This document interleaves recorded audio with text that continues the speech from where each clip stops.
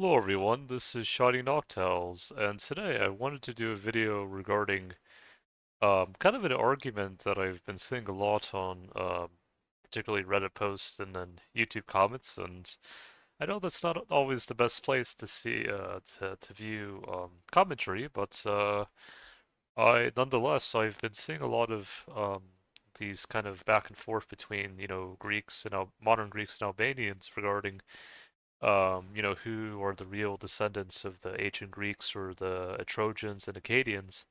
And it's always back and forth where the modern Greeks are saying, no, you Albanians or the Aurelians, you guys aren't the real Greeks. And then the Albanians will go back and say, oh, you guys aren't the real Greeks either. But the reality is it's a little bit more complex than that. And I think it's important to share this because I was watching a video where there was someone with Spanish ancestry from Cuba who, and funnily enough, or interestingly enough, part of my lineage, is from well, my mom's side of the family. They had left Cuba, and before that they were from Spain and other parts of Europe. But before they came to the U.S. And of course, my dad's side, as I've mentioned in previous videos, they were originally from Colombia, and then before that, their ancestors traced to Barcelona, Spain, Germany, or Cleves, Germany, which is on the northwestern border between Germany and the Netherlands, and even Ireland and Scotland. But for the purpose of this video, I really want to talk about the Illyrians because I feel like there's a lot of this back and forth confusion between, especially between modern Greeks and Albanians, and it really kind of makes me think about how like a lot of, I guess really ties in with what I spoke about in the last video between the ancient connection between Ireland and Scotland with Spain and the classical world because it really does go back to the Milesians, the sons of Mil. And some say that the Milesians, or at least the ancient city of Miletus, which was in the ancient Greek world of Ionia, it was part of that they were essentially Trojan allies. And I'll see if I can pull up the kind of an image of this real quick. Yeah, Ionia, Miletus. Let me see if I can pull up a map here. So you see Ionia is here in the kind of the western part of Anatolia, or pretty much it was originally part of the ancient Greek world, and it wasn't too far away from Troy. I'll have to see to make sure the distance between Miletus to Troy. Let's see here. Pull up a map here real quick. Miletus to Troy distance. Modern day Troy. Okay, so do Miletus to distance. Okay, modern day.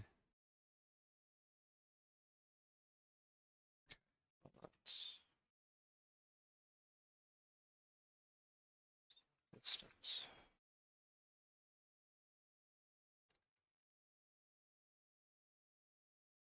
Okay, good luck.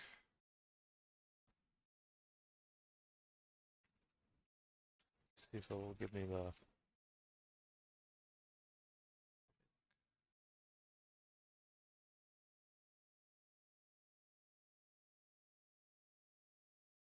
Yeah, so you can see it's, well, let me see here.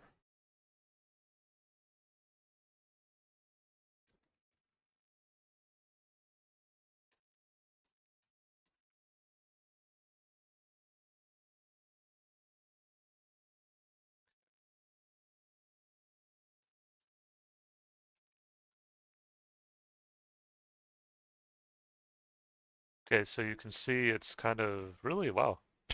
Okay, so that would, well, I guess it depends. Let me look. really quick. Yeah, so it would be in the northwestern parts of Anatolia. So that would be, yeah, makes sense. I guess there's more than one town in modern day Turkey called Hezbollah. I wonder where that word comes from, by the way. Hezbollah. Modern name of the site of ancient Troy. Yeah, but nonetheless, it was part of the ancient Greek world where Ionia would have been kind of in the seemingly in the. See if I can pull it up. Yeah, no, it would have been relatively close, probably like a few hours north. That's seemingly, yeah. But yeah, no, it's important to mention this because I feel like a lot of people, and I'll see if I can post the video again with Pat Flannery. But he did a video. Flannery, by the way, for those who don't know, he's an Irish professor, and he did a video essentially saying that the Irish, the Gaels were connected to not only Spain but also Greece, and he mentioned Miletus in the video. And why is this all so important? It's important because when the professor was talking about the Spaniards being connected to the Irish and also to the Greeks, it's important to dive deeper to this. Who were these people that came from Miletus? Who were these Gaels, or who were these people that sailed from the?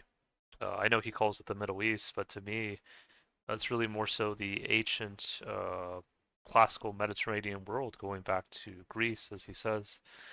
And so the Illyrians, I know, seemingly enough, over time they were kind of branded as these barbarians that, were, kind of sailed across the Adriatic Sea, often, at times, at least it writes about them um, battling with the Romans and also even some of the Greeks at that time. But the reality is that the Aurelians, if you look at their ancestry, and I actually recently upgraded my account where I was able to get more kind of data matches.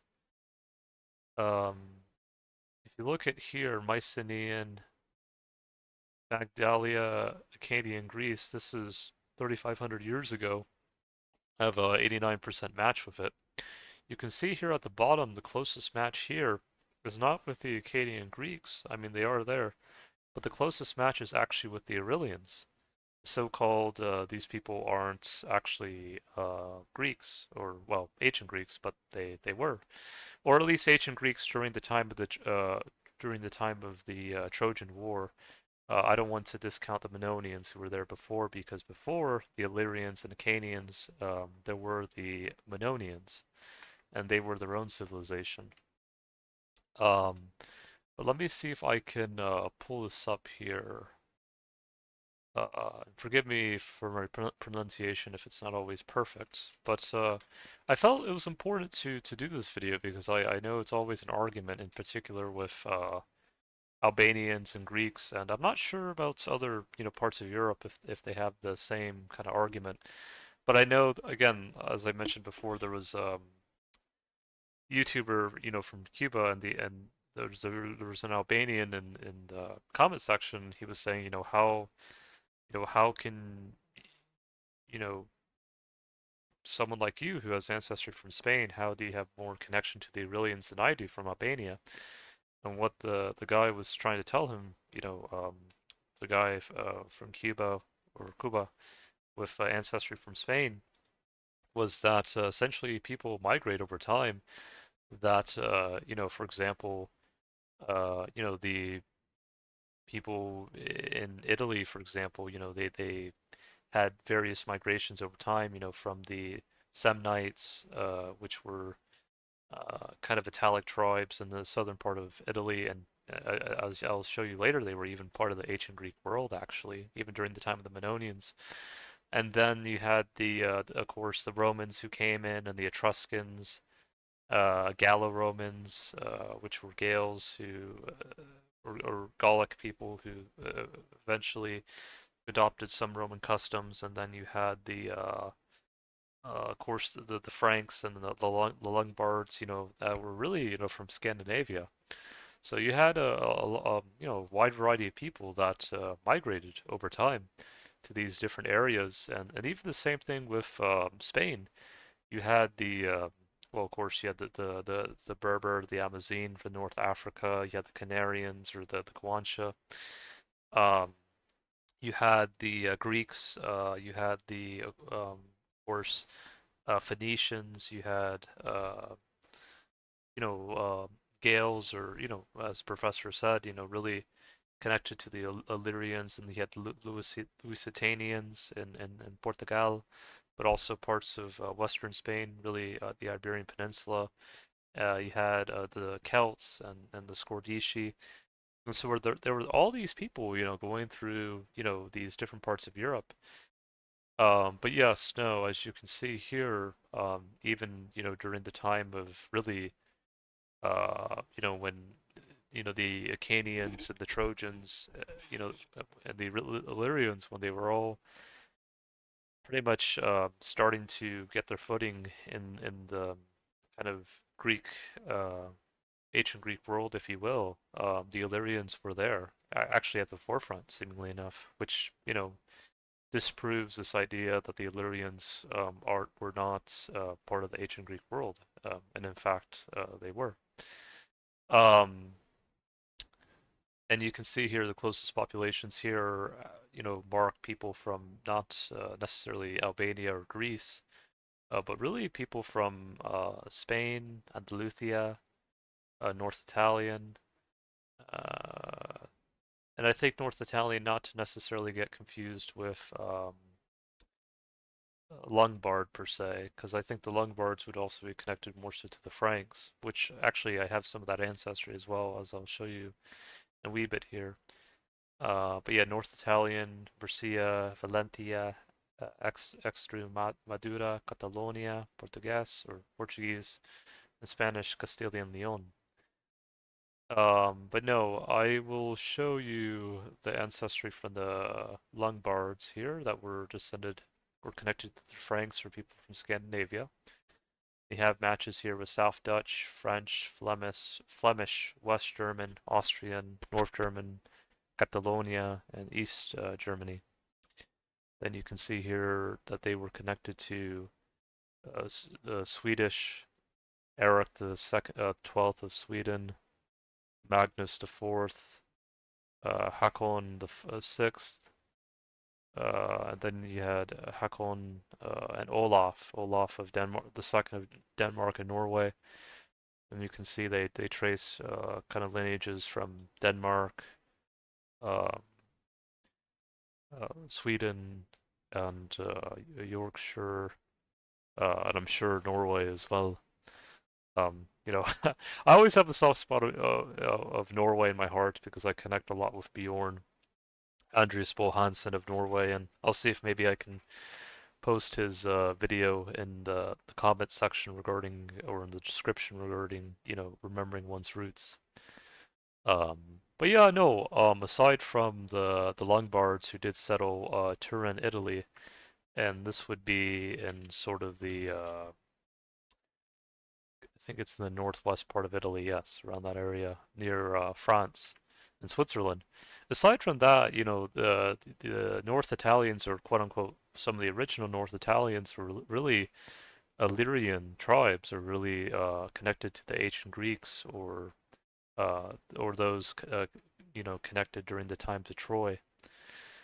Um, and speaking about Mannonia Greek, or well, even ancient, more ancient than the Trojans and the Cadians and the Illyrians, you have ancient Middle Helletic Alati Locas Greece, and I also have a high match here as well. And you can see this fresco, or this kind of mural, if you will, or painting of this ancient Mannonian woman. And I learned that I believe the Mennonians were more so matriarchal, or they held women in high esteem, and you can see that through a lot of the art that they had. That women were definitely kind of elevated, if you will. And this was the time before the Acanians and even the Illyrians and even the Trojans. These were the ancient Greeks, if you will. And yeah, and you can see how they were not shy of really being their authentic selves, which is how it really should be. Um, but yeah, so the Samnites are an interesting group of people. This is actually the closest match that was given for this sample, aside from Macedonians. Well, Illyrians were there too, further away, but and I guess it shows because in this sample, you don't see the Acanians, but you do see the Illyrians. And I do remember, I'll post, try to see, I'll try to see if I can remember all these videos I'm gonna post. I'll at least remember some of them. But there was a video I watched where they said the Illyrians were connected to the Pelagatians or Pelasgians of ancient Greece. And these were kind of indigenous tribes that lived in Greece before the Acanians, actually. Uh, and yes, I'll see if I can you know post about them as well. I'm gonna see, were they related to the Mannonians? Plaskians may have been related to the Mannonians. A number of scholars consider Mannonian to be essentially the same language as Pelasgian. So there you go. There was that ancient connection between the Mannonians and the Pelasgians. And as you can see, there were other groups of people, not only the Aurelians, but the Samnites, which eventually, settled the southern part of Italy, and they actually, gave a good fight towards the Romans. And I think I learned that, well, it says here the popular Roman gladiator class Samnite was later named after these people of Samnitum.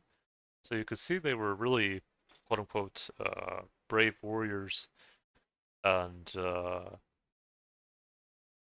it talks about here the Samnites delivered a humiliating defeat to the Romans who were ill-equipped to fight in the mountainous terrain. I guess in southern Italy, there's probably like a lot of mountains, I would imagine. I actually went to Italy a number of years ago with my mom and her boyfriend Scott, and I had a good time there. Went to Rome and Florence, and they got very good food there. And I also have had some Italian American friends that I've gotten along well with, and when I was there in Italy as well, I got along well with the Italians as well. I learned how to say buongiorno, which is kind of a greeting of how you would say hello to someone. Um, but yes, no, it's very interesting how all these things kind of connect together. And even when people try to kind of wipe out the history and say, "Oh, this never happened," you don't know what you're talking about. As my Uncle Herman says, through the migrational DNA map, the proof is in the pudding, as it were. And that is the case here, that the Samnites were not only, connected to the southern part of Italy, but they were really also connected to the ancient Greek world. Um, and so here it has the Samnites, and then you have the Kingdom of Macedonia. Let's see here. A home to the ancient Macedonians, the earliest kingdom started in the northeastern part of the Greek peninsula, bordered by Epirus to the west, Pannonia to the north. So really kind of in the northern part of Greece, uh, outside of the city-states of Athens or Sparta and Thebes, even briefly subordinate to Persia.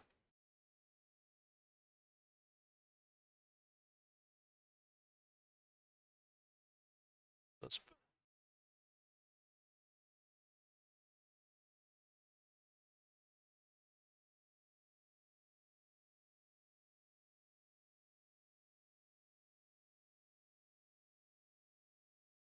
Aristotle. Oh, I didn't realize Aristotle was tutor to Alexander the Great. So the kingdom of Macedonia was actually connected to, I guess the time of Alexander and also Aristotle, but even before that. But as you can see here, the Macedonians, they were there since ancient times, even before the Achaeans. You can see that through the ancestry. And then of course you have the Dacians as well. And here it says the Dacians were also known as the Geta in ancient Greek writings and Geta in Roman documents. They were the ancient inhabitants of Dacia. Um, so these were kind of quote unquote indigenous people of Serbia, Bulgaria, Romania, and Slovakia. They spoke the Dacian language, which is thought to be related to nearby Thracian along the Scythian, although the Scythian and Celtic cultures had a significant impact on the Dacians. King Burbista successfully unified the Dacian states into a formidable power which threatened Rome and conquered the Bui, uh, Torsica, and Scordici. So the Scordici I know were Celtic tribes, and I believe the Bui were as well. The Torski, I'm not exactly sure on this one. Um, yeah, they were Celts as well. Yes. Oh wow, so the Dacians really also were a powerful group of people as well, with raids into Thrace, Macedonia, and Aurelia. As soon as the Dacians began capturing Greek cities, the Black Sea Rome got involved. Bistia sided with Pompey against Caesar in 444 BC when Caesar assassinated Burbista met the same fate. Let's see here. Burbista. Yeah, he really has kind of like, when I look at his eyes, he has like a dragon kind of look to him. Well, I guess because the Dacians were also related to the Thracians, and I'll mention about them in a wee bit here. The Thracians, as I mentioned, in a previous video, were seen as the dragon people. Yes. So yeah, and then let me mention the Thracians. This was another group of people that was connected to the ancient Greek world, or really including the Balkans since ancient times. The Greek historian Herodotus claimed that Thracians were second only to the Indians in number, and if it wasn't for their lack of unity, they would be the most powerful in the world. The lack of unity led to the Thracian defeat by King Darius of the Persian Empire in the 6th century BC. After the Greeks defeated the Persians in 479, these Thracian tribes were united under the rule of Terus the First, who ruled the Ardocian kingdom.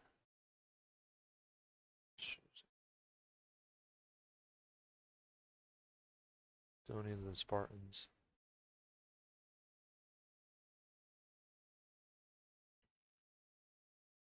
Yeah. So the Thracians, says here, were a group of Indo-European tribes inhabiting the area of Eastern and Southeastern Europe.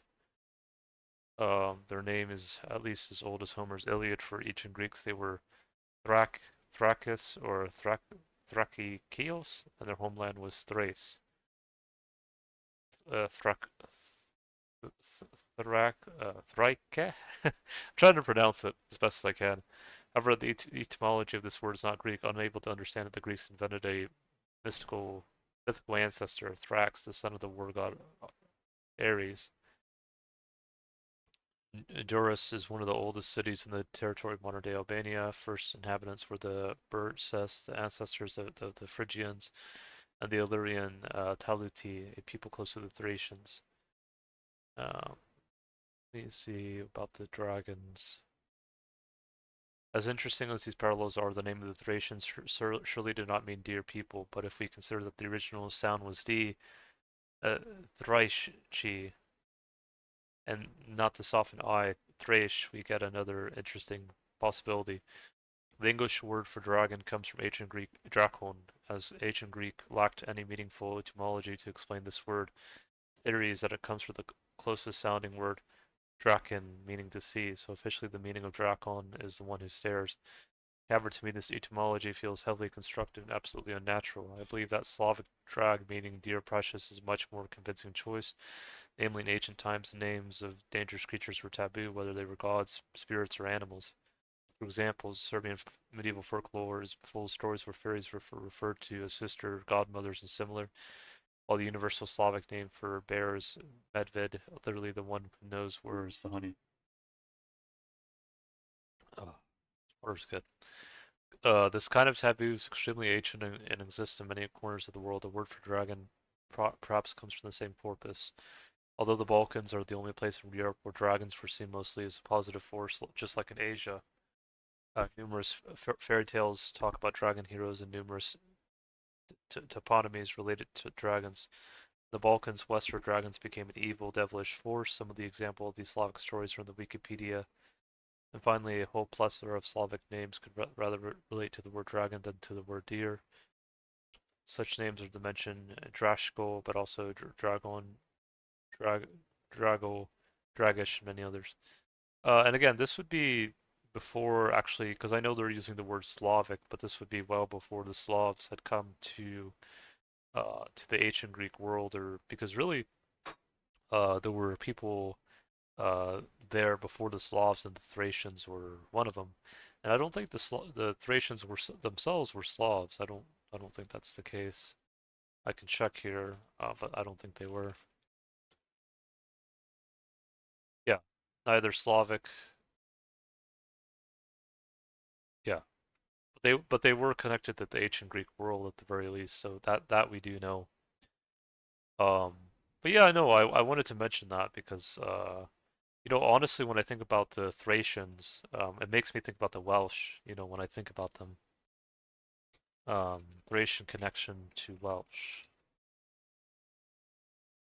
Yeah, no, because there's even the word for dragon in Welsh, it reminds me a bit of Thracian, um, Draig, but in Thracian it would be what would it be in Thracian?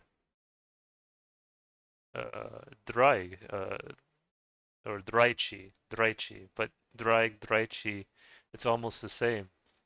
So to me, I feel like that the Welsh, the indigenous Welsh were somehow related to the Thracians of Eld, from long ago. And you can see this even in the language of Draichi and Draig. It's very similar. And yeah, I always kind of felt that, with the Thracians and the Welsh, ever since I learned about them. Thracian king, Welsh. Because I think there was something about King Arthur and the Thracians that I had read about. Yeah, something about Thracian king. Some kind of connection there, which I wouldn't be surprised to be honest. And even if you look at the ancestry, I think this would connect to the ancestry I2A, which was part of the indigenous Balkan world, and even was well, was seen in the very early civilizations in Ireland and as well as Britain, including Scotland, England, and Wales. And so yes, it's all kind of connected, and I think it's important to really bring it up because I feel like a lot of people don't really know this, but this is the truth, and it's important to bring it out. Um, so yes, it's all connected. Yes. All right. Let me continue here. Sorry if I got a bit sidetracked there. I just wanted to cover the other groups that were also connected to the ancient Greek world, to the ancient Balkans, not only the Illyrians, uh, and of course I mentioned the Mannonians and the Pelasgians, but also the Macedonians, the Dacians, and the Thracians, and the Samnites. And then here I had a sample connected to the Mannonian period Crete, and Crete is an island off the coast of Greece. It's beautiful, beautiful water actually. Um,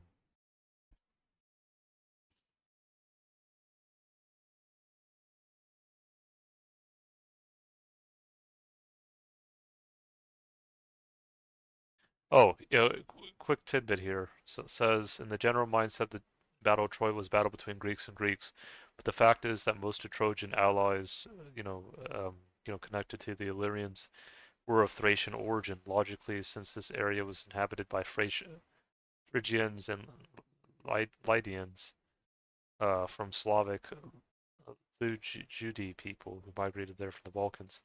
There must have been some ancient, maybe like kind of breaking off of so-called the Slavic people and then the ancient people of Greece, because they do say the Illyrians um, kind of had split off, from the R1A group that was um, coming into Central Europe, and I believe those were the Slavs. So there must have been some kind of, kind of breaking, if you will, that they had separated. Even though one was from J2B2 and the other was from R1A. And then of course you had later R1B as well, which is connected oftentimes to Italic and Celtic and other groups of people of Western Europe. And interestingly enough, with and this is during the Mannonian period in Crete of all places, actually. So Crete is it's on the islands actually. And I'll see if I can get this on a map here. Yeah, it's really yeah, it's an pretty much one of the Greek isles. Here it says they were connected even at that time, to the Illyrians. And of course, later, further and further away, you had the Pannonians, the Acanians, the Macedonians, and the Etruscans. And the Etruscans would have later had settled part of northern Italy, north central Italy, as before the time of the Romans. And they had their own civilization. They were part of um, some saw them as Tirhanans. And the interesting thing about Tirhanan, or the word Tir, is that well, you have Tyrconnell, Ireland, which has that Tyr, that kind of word used. And I think Tyr means it could to me it means kind of like land similar to tierra, but Tyrconnell well means land of Connell, which makes sense. The word Tyr it sounds like tierra, you know, this is the land. But there was actually, interestingly enough, a Norse kind of deity, if you will, before Odin that was named Tyr, and he was. I think in the Norse sagas it talks about how he sacrificed his arm to stop the wrath of Fafnir. So it's interesting how that's all kind of connected in a way. But yeah, so anyways, with this Mannonian sample, what was interesting was that the sample was R1B. So R1B being Celtic, Italic, and it's interesting, during this early part of history, 3,500 years ago, especially in this part of the world. But this Mannonian sample was actually, interestingly enough, connected to not only Albania, but even Orkney, Scotland. And so Orkney would be in the northern part of, well, the Isles. And I'll see if I can get this on a map. Yeah, so you can see the Orkney Isles are actually north of Scotland, really. And then it says here it's connected to the Picts and Westray.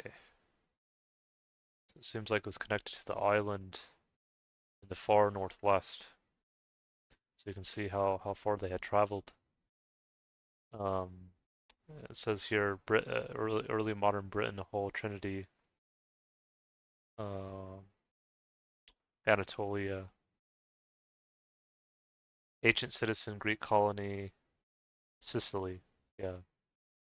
So you see how it was all connected even during, ancient times, 3,500 years ago, well before the Dark Ages. Um, yeah. But yeah, no, guys, I wanted to do that real quick because I know there's always this argument between, who were the real descendants of really the ancient Greeks during the times of the ancient well, not only Acadians but also the Trojans, the Illyrians, and pretty much Homer's kind of description of the ancient Greek world as we know it. Through the mentions of the gods, Zeus and Apollo and Ares, as well as Athena and Hera and Artemis and all the other not only deities, but I also kind of see them as, in a sense, like ancestors. And I'll see if I can post kind of a Final Fantasy 14 video that kind of really encapsulates this kind of message of not only seeing them as deities, but also as ancestors in a way, and really as part of us in a way. But yeah, um, and then I don't know if I shared my deep dive breakdown before, but this was kind of one of the deep dive breakdowns I did, um, or I had done a while back, and it had connected me to the Illyrians, which I had mentioned, which were really connected to I learned were connected to the ancient Greek world. Of course, the Romans, and we heal with them over time. It's like my friend Ben says, Jem, uh, what's his name? Nero didn't play a fiddle, or Emperor Nero didn't play a fiddle when Rome was burning. And I'm like, all right, Ben. And plus, not only I know some of my friends are gonna say, oh yeah, here he goes with the food, but no, Italian food is very good actually. And I I've practiced years making pasta, even though fun fact, pasta actually didn't start in Italy. It actually started in Greece, around 3,000 years ago, for those who don't know. Um, so, it wasn't just the Italians making pasta originally. It was originally also the Greeks, and this was 3,000 years ago. Um, it also makes me think of my mom when she says, we fight like cats and dogs, but at the end of the day, we love each other, and that's the truth. And honestly, like a lot of people in the ancient classical world, whether you were Illyrian or Thracian or Macedonian or Samnite or Roman or whatever, Acadian, there was friction, between all these groups of people, but we eventually had to learn how to live in some form of harmony. And I believe like as I tell my dad's wife Julie, being able to have a common shared language that people can speak, whether it's Latin or Spanish or English or Japanese or whatever, I think is one way to help bridge people to where they can understand each other. Because as I make the analogy, if the person from Punjab only spoke Indian and the person from Japan only spoke Japanese and they didn't have a bridge connecting each other, then the Japanese person couldn't understand the other person because it's like, oh, I don't know Punjab, and the other person doesn't know Japanese, and so you know English, for example, could be a bridge language, or it could be Spanish, or it could be whatever, could be Chinese or whatever language you want. Just like that cobblestone bridge, or that rainbow bridge, bringing people together, I think is a good thing. And then here you have the Scordisci, who were Celtic tribes who eventually mixed with the Illyrians, in the Balkans. And of course, you have the Franks from Scandinavia who settled France and other parts of the world. And then the Pannonians were northern Aurelian tribes. And then the Gallo-Romans, um, they were essentially Gallic people who had settled, to me, they would have settled like the northern part of Italy, France, and also Spain. But interestingly enough, I had a sample connected to the Gallo-Romans who was connected actually to the Fujiwara clan of Japan 3,000 years ago. So it's interesting how, you know, someone from China or Central Asia, Korea, they somehow, migrated all the way to Italy, and I guess they found themselves like in a quote unquote Italian wife, 3,000 years ago, which is pretty interesting to say the least. And then also, I had Sicani, which were one of the oldest indigenous people of Sicily, and then also Andalusia, which would have been connected to the also to the Berber and Abazine during the times of the of Moorish quote unquote Spain, if you will, from that lasted around 700 years. But yeah, no, I just wanted to share that real quick with you guys. I felt it was good to share because I feel like it really helps break this stereotype of of who were the original who were the descendants of quote unquote original Greek civilization. And yeah, I felt it was good to do. And I'll be heading off for now, guys. Hope you guys found this video insightful. And bye for now. Slongafol and hasta luego.